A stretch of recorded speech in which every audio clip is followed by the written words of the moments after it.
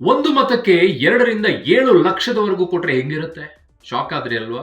ಇಂಥದ್ದೇ ಇವತ್ತು ಮತದಾನ ನಡೆದಿದೆ. ಆ ಮತದಾರರಿಗೆ ಏನೆಲ್ಲ ಗಿಫ್ಟ್ ಗೊತ್ತೇನ್ರಿ?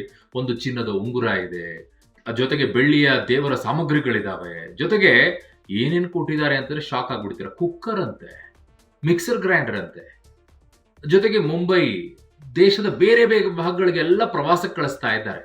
ಇದು ನಡೆದಿರೋದು ಕೋಮುಲ್ನಲ್ಲಿ. ಏನಿದು ಕೋಮುಲ್? ಸಹಕಾರಿ ಸಂಸ್ಥೆ ಕೋಮುಲ್ ಮತದಾರರಿಗೆ ಸಿಕ್ಕಂತ ಬಂಪರ್ ಆಫರ್ಗಳನ್ನ ನೋಡಿದ್ರಿ. ಏನೇನ್ ಸಿಕ್ಕಿದೆ ಅಂತೇಳಿ. ರೇಷ್ಮೆ ಸೀರೆ, ರೇಷ್ಮೆ ಪಂಚೆ ಎಲ್ಲವೂ ಆಗೋಯ್ತಲ್ವಾ? ಈಗ ಯಾಕಿಷ್ಟೊಂದು ಇವರೆಲ್ಲ ಖರ್ಚು ಮಾಡ್ತಾರೆ ಅನ್ನೋದನ್ನ ನಾನು ನಿಮ್ಗೆ ಹೇಳ್ಬೇಕಲ್ವಾ? ನೋಡಿ, ಮಂತ್ರಿಗಿಂತಲೂ ಕೂಡ ಹೆಚ್ಚು ಖರ್ಚು ಮಾಡುವಂತ ಸಾಮರ್ಥ್ಯ ಇವರಿಗಿದೆ.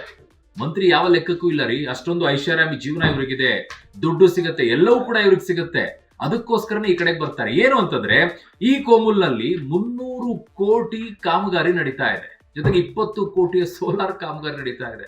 ಪ್ರತಿ ದಿನವೂ ಕೂಡ ಇಲ್ಲಿ 8 ಲಕ್ಷ ಲೀಟರ್ ಹಾಲು ಉತ್ಪಾದನೆ ಆಗುತ್ತೆ. ಸೊ ಹಾಗಾಗಿ ನೇಮಕಾತಿಯಲ್ಲೂ ಕೂಡ ದುಡ್ಡನ್ನ ಮಾಡ್ಕೊಳ್ಬಹುದು. ಲಾಸ್ಟ್ ಟೈಮ್ ಇಡೀ ದಾಳಿ ಎಲ್ಲ ಮಾಡಿತ್ತಲ್ಲ, ನಿಮಗೂ ಗೊತ್ತಿದೆ.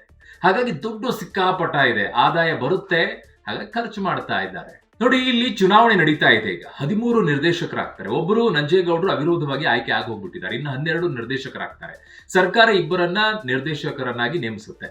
ಅದರ ಜೊತೆಗೆ 3 ಅಧಿಕಾರಿಗಳಿಗೆ ವೋಟ್ ಮಾಡಕ್ಕಿರುತ್ತೆ. ಒಟ್ಟು 18 ವೋಟ್ಗಳಿರುತ್ತೆ. ಯಾತಕ್ಕೆ? ಈ ನಿರ್ದೇಶಕರೆಲ್ಲ ಸೇರಿ ಇದರಲ್ಲಿ ಒಬ್ರು ಅಧ್ಯಕ್ಷರಾಗ್ತಾರೆ.